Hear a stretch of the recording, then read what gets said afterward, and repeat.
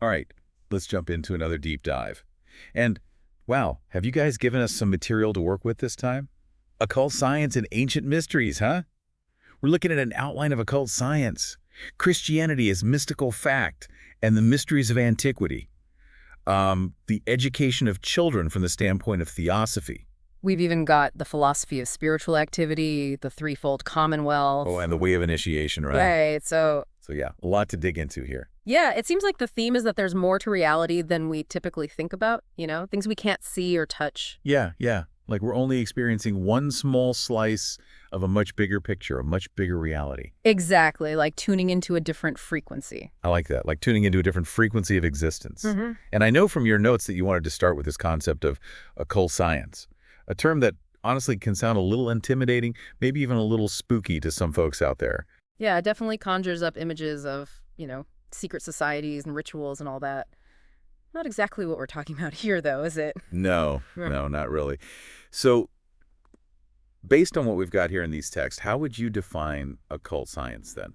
Well, I think it's best understood as studying the unseen forces at work in the world and within ourselves, like those hidden spiritual dimensions of reality, the energies and principles that, they're operating all the time, but they're beyond our normal It's senses. almost like there's this whole universe existing right alongside our own, Mm. but we're usually completely blind to it. Exactly. And these texts we've got, they're offering different ways of understanding and maybe even accessing these hidden realms.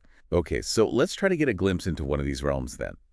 An outline of occult science talks about this thing called the etheric body, or sometimes it's referred to as the vital body.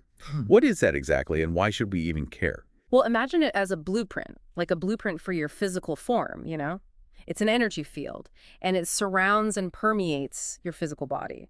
It's actually what allows your body to grow, to heal, and to maintain its shape.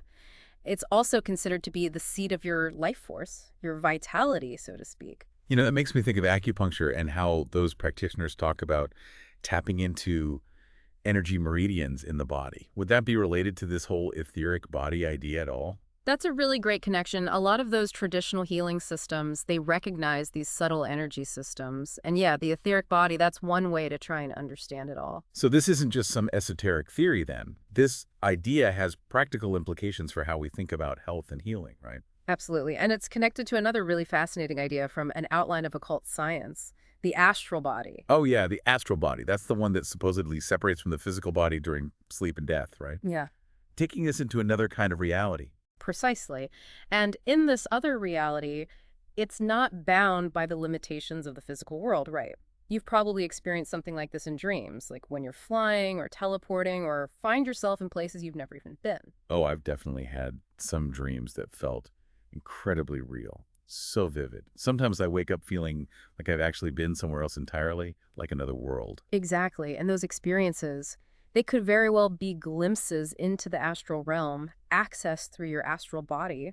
And what's really interesting is that this idea, of a subtle body that can travel beyond the physical, it's found in so many spiritual traditions around the world. So we're not just talking about some obscure idea from one text. Yeah, It sounds like this speaks to a universal human experience. exactly. And if we look at Christianity as mystical fact and the mysteries of antiquity, we can see that ancient cultures, like the Greeks and Egyptians, they had these systems of mystery schools, very elaborate. And they were designed to help initiates explore these realms, these other realms, and develop their spiritual faculties. It makes you wonder what they discovered, what secrets, what knowledge might have been lost to time. And, it makes me wonder, are there people today who are trying to tap into these ancient practices or rediscover them maybe? Well, that's where the way of initiation comes in, right? In this text, Rudolf Steiner, he outlines a path of self-development. It's based on those ancient wisdom traditions, but he adapts it all for the modern world. He suggests things like meditation, visualization, and even, moral purification as ways to activate those dormant spiritual abilities within us, even like clairvoyance. So it's like a modern day guide to unlocking these hidden dimensions, these hidden realities. And it sounds like he's saying it's not just about gaining psychic powers, it's about inner transformation as well, right? Aligning ourselves with a higher purpose. Exactly. Steiner, he believed that developing these faculties wasn't just about seeing into the unseen, it was about becoming more conscious, more compassionate, and, more connected to the spiritual forces that shape our lives and the world around us. That's a powerful idea that we all have this potential to tap into something bigger than ourselves. And speaking of something bigger, I know you wanted to connect this to Steiner's ideas about education and, gosh, even the very structure of society itself. Yes, and this is where it gets really fascinating. In The Education of Children, Steiner argues that we need to completely rethink how we educate children. Instead of, just cramming their heads full of facts and figures, he emphasizes respecting their developmental stages and nurturing their imagination, their creativity. So instead of drilling multiplication tables, maybe we should be encouraging kids to paint, build forts, and just play in the dirt. Exactly. Steiner, he believed that fostering those natural impulses, it helps children develop a deeper connection to themselves, to other people, and to the world around them. It's the foundation for a more holistic way of being in the world. Okay, so now I'm seeing the connection to his idea of a threefold society, which is outlined in the Threefold Commonwealth. He's not just talking about reforming schools. He's talking about a whole new way of organizing society based on these principles of freedom, creativity, and this spiritual development. Right. He argued for a society with three distinct but interconnected realms: the economic, the rights-based, and the cultural. Each realm with its own specific function and operating according to its own principles, but they would all work together harmoniously to create a more balanced and fulfilling social order. That's a pretty radical departure from how things are structured now. Yeah. So give me the quick rundown. How would these realms actually function in practice? Well, the economic realm would focus on the basics, meeting people's needs for food, shelter, all those essential goods and services. But it would be based on cooperation and sustainability rather than competition and just pure profit. So it's not just about producing and consuming as much as possible. It's about making sure everyone's needs are met fairly and sustainably. Exactly. Now, the rights-based realm, that would focus on ensuring equality and justice for every individual. So this realm would be responsible for, establishing laws, upholding human rights, and resolving conflicts peacefully. So a system that protects individual freedoms while also promoting social harmony and this sense of, shared responsibility. Precisely. And then there's the cultural realm, and this is where things get really interesting. This is the realm of education, the arts, science, and spirituality.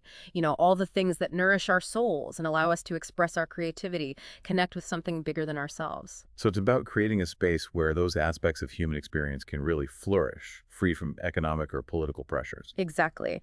And Steiner, he believed that a threefold society, with its emphasis on individual freedom and spiritual development, would provide the ideal conditions for humanity to really evolve to its highest potential.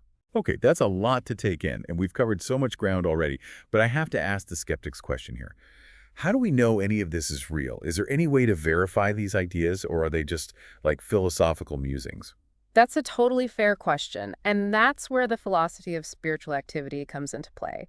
In this text, Steiner argues that thinking itself can actually be a spiritual activity, a way of directly perceiving a higher reality.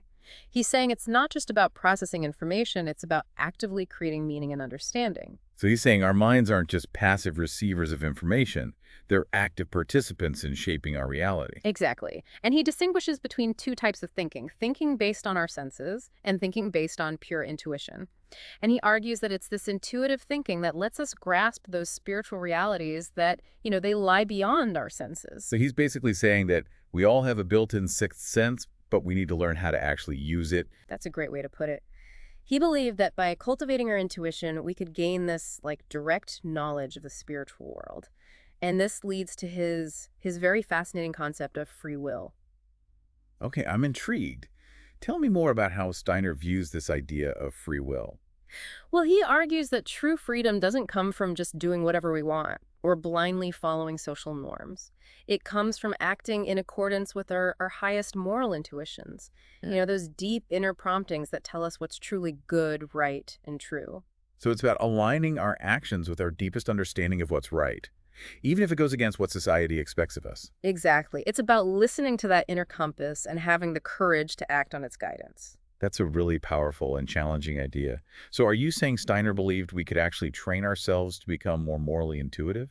Yes, he believed that just as we can train our bodies and minds, we can also cultivate our moral faculties. And he saw this as essential for the evolution of humanity as a whole. So it's not just about individual growth, it's about creating a more ethical and just world. Precisely. And he saw this threefold society as the ideal framework for supporting that kind of moral and spiritual development, but on a collective level. This is definitely inspiring stuff. We've covered a lot, but I think we need to take a break and let our listeners process all of this. Agreed. There's definitely a lot to unpack here.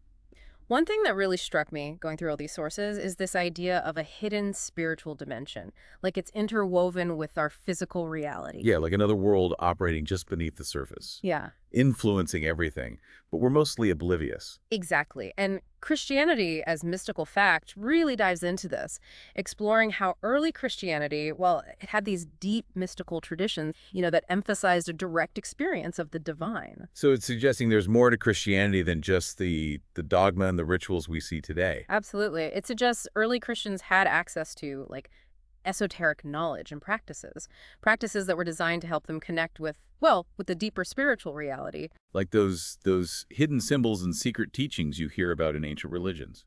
Precisely. And this all connects back to Steiner's description of the evolution of consciousness in An Outline of Occult Science. He talks about humanity going through these stages of spiritual development, each with its own way of perceiving and interacting with the world. So like ancient cultures, they maybe had a more intuitive understanding of the spiritual realm. But as humanity evolved, we became more focused on the material world. Is that what you're saying? That's a key part of Steiner's view, yeah. Yeah. He suggests that in earlier epochs, humans had a more direct connection to the spiritual world. But as time went on, we developed a stronger sense of individuality and that focus on the physical realm. But like we discussed earlier, he also suggests we're entering a new era where a more conscious form of spirituality is possible. Right. It's like we're coming full circle, but we have this greater awareness of the interconnectedness of all things now. And this idea of evolving consciousness, it's crucial to how we approach things like education, like we were just talking about. Yeah. Absolutely. I've always been fascinated by Steiner's ideas on education in the education of children. It just seems so counterintuitive to how we usually approach learning. Yeah, it challenges the traditional model for sure. Instead of force-feeding kids information, he focuses on nurturing their whole being, physical, emotional, and spiritual, all in a way that honors their natural developmental stages. That makes a lot of sense. It's not viewing children as empty vessels waiting to be filled, but as individuals that, they already possess this unique inner wisdom that we need to nurture. Exactly. And Steiner's approach really emphasizes hands-on learning, artistic expression, and cultivating this sense of wonder and reverence for the natural world. It sounds like an approach that could really foster a lifelong love of learning, a deeper connection to the world around us. Precisely. It's about helping children discover their own unique gifts and passions, empowering them to become creative, compassionate, and, engaged individuals. And this ties directly to Steiner's vision for a threefold society in the threefold Commonwealth. We were starting to unpack that earlier. Right. He envisioned a society that's actually structured to support all these different aspects of human development, allow each individual to really thrive in their own unique way. Exactly. And as we talked about, this threefold structure encompasses the economic, the rights-based, and the cultural realms, each with their own specific function and operating principles. I think a lot of people might struggle to imagine how this would actually work in the real world. Can you give us a more concrete example, maybe? Sure, let's imagine a community built on these principles. In the economic realm, you might see cooperative businesses, focused on sustainability, meeting the needs of the local community. These businesses they would prioritize fairness and collaboration over profit maximization. So instead of massive corporations focused on global markets, you'd have smaller scale enterprises that are embedded within their communities. Exactly. And these enterprises would be guided by a sense of responsibility to both the people they serve and the environment they depend on. That makes a lot of sense. Now, what about the rights-based realm? How would that function in this hypothetical community? Well, in the rights-based realm, you'd have a system of governance that really prioritizes equality, justice, and the protection of individual freedoms. It would be designed to ensure that everyone has a voice and that decisions are made through dialogue and consensus building. So a system that encourages active participation and a sense of shared responsibility for the well-being of the whole community. Precisely. And finally, the cultural realm. This is where things get exciting. Imagine a community where education is focused on nurturing creativity, imagination, and critical thinking. A place where arts and culture are valued and supported, not just as entertainment, but as essential expressions of the human spirit. Exactly. And where spiritual exploration and personal growth are encouraged as pathways to deeper understanding and meaning. It's a beautiful vision, but it feels so different from how we organize ourselves currently. It does require a pretty radical shift in perspective, but I think Steiner's point is that our current systems are failing us on so many levels. They create inequality, environmental degradation, and this pervasive sense of meaninglessness, you know? He's proposing a different way, a way that aligns with our deepest human values and aspirations. I think what resonates with me most about Steiner's work is that we're not just passive victims of circumstance. Yeah. We have the power to shape our own destiny, both individually and collectively. Yeah, absolutely. And that's where the philosophy of spiritual activity is so relevant. Remember, Steiner argues that thinking itself can be a spiritual activity. It's not just about passively absorbing information, it's about actively creating meaning and understanding. So he's saying our thoughts have the power to shape our reality. Well, in a sense, yes. And by cultivating our faculty of intuition, which he sees as this direct perception of spiritual reality, we can tap into a source of wisdom and guidance that can help us navigate these complex times and create a better future. It's like we're being called to step up and become conscious participants in the evolution of consciousness itself. Exactly. And this leads to Steiner's concept of free will, which we touched on earlier. He argues that true freedom doesn't come from doing whatever we want, but from aligning our actions with our highest moral intuitions. So it's not just about personal freedom, it's about moral responsibility. Precisely. And he believed that by cultivating our moral faculties, we could become more attuned to the needs of the world around us and act in ways that promote harmony and well-being for everyone. That's a powerful idea. And it makes me think about those ancient mystery schools we were talking about. It seems like they were designed to help initiates develop these very faculties, you know? Yeah. The ability to perceive those subtle realities and to act with wisdom and compassion. That's a great observation. And in the way of initiation, Steiner essentially outlines a modern-day path of initiation based on those ancient traditions. He suggests things like meditation, visualization, working with symbols, all to expand our awareness and connect with our higher selves. You mentioned encountering a guardian of the threshold on this path. Can you tell us more about that? It sounds a little intense. It can be, yeah. Steiner describes the guardian as this symbolic representation of the forces that oppose our spiritual progress, you know. It's not necessarily an external entity. It's more a manifestation of our own fears, doubts, and those limiting beliefs we carry. So like those inner demons we all struggle with. The voices that say we're not good enough or strong enough or worthy. Exactly. And by confronting and overcoming these inner obstacles, we clear the way for further spiritual growth. It sounds like a challenging journey, but also a deeply rewarding one. It certainly is. And Steiner believed that this process of initiation is essential for us to fully awaken to our spiritual potential and become active participants in the evolution of consciousness. It makes you wonder what the world would be like if more people embarked on this journey of, self-discovery and transformation. That's the question Steiner is ultimately posing, I think. He's inviting us to imagine a world where individuals and societies are structured to actually support spiritual growth, and where we collectively strive to create a more just, compassionate, and meaningful existence. It's a beautiful vision, but it also feels incredibly daunting. Like, where do we even begin to create such a world? That's a question we'll explore further as we dive into the last part of our deep dive. As we're going through all these ideas about a new way of being in the world, I keep thinking about this concept of hidden forces. It pops up everywhere in these texts. It's like there's a secret script guiding events, but on a grand scale.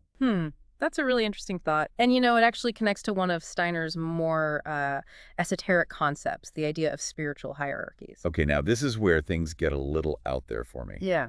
Are we talking about, like, angels and archangels, directing human affairs? Not quite as simple as that. Steiner's view of these hierarchies is, it's more complex. He saw them as beings of higher consciousness, like forces of intelligence and wisdom working behind the scenes, guiding the evolution of humanity and the unfolding of events on Earth. So not those winged figures we see in paintings and stuff.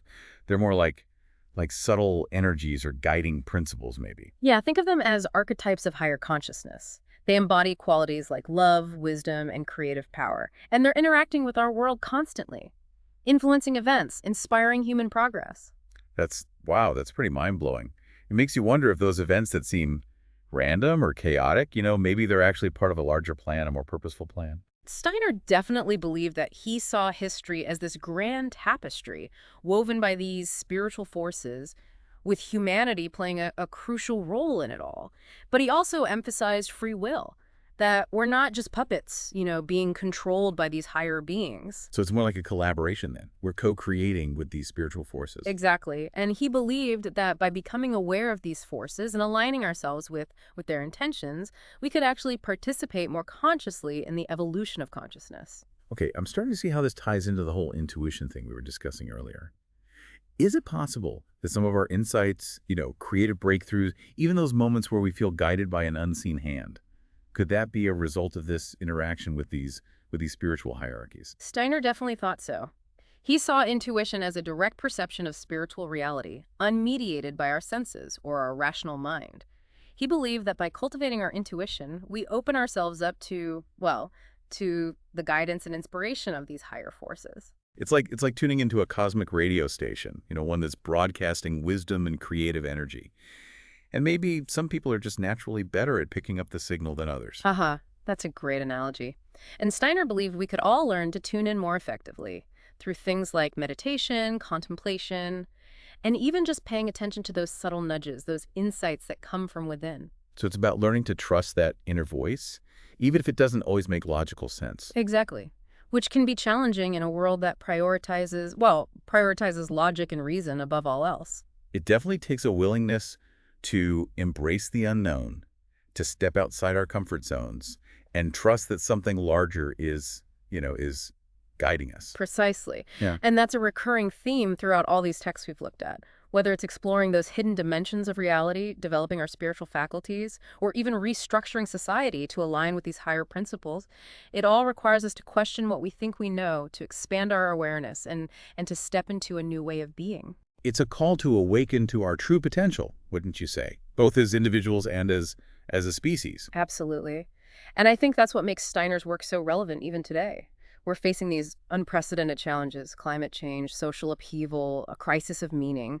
His ideas, they offer a framework for navigating these turbulent times and creating a more just, compassionate, and sustainable world. So as we wrap up this deep dive, what would you say is the most important takeaway for our listeners? I'd say the most important takeaway is this invitation to awaken to the mystery, to the wonder that's at the heart of existence, to recognize that there's more to reality than what we see, and that we each have a role to play in this unfolding of a greater story. That's a beautiful way to put it. Yeah. It leaves me feeling hopeful, hopeful and full of possibility, even with all the uncertainty in the world right now. That's what I hope these texts can inspire in all of us. A sense of agency, a belief in our ability to create positive change, and a deep reverence for the interconnectedness of all things. Well said. Well, on that note, I think it's time for us to step back and let our listeners continue this exploration on their own. Thank you for joining us on this deep dive into the world of occult science and ancient mysteries. It's been quite a journey. It really has. It's been a pleasure.